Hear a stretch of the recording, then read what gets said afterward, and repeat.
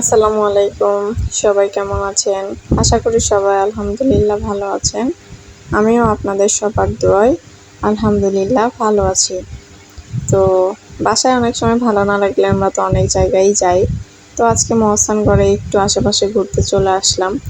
এখানে দেখতে ফাঁকা লাগলেও এখানে কিন্তু অনেক মানুষজন যাতায়াত করে বা অনেক মানুষ বাড়িঘর আছে, তারা থাকে। তো তাদের কাছে কিন্তু এই জায়গাগুলো কোনো ম্যাটার না। আমরা দূরে থাকি বিধায় কিন্তু আমাদের অনেকটাই আকর্ষণ লাগে এইসব জায়গার প্রতি।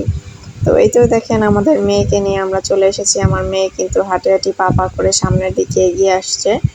ও কিন্তু বেশ অনেকটাই খুশি বাইরে আসলে ওকে আর কিছু দরকার লাগে না। এই তো দেখেন আমি দৌড়ে গিয়ে আমার মেয়েটাকে ধরলাম। ও তো মনে করেন ছোট মানুষ।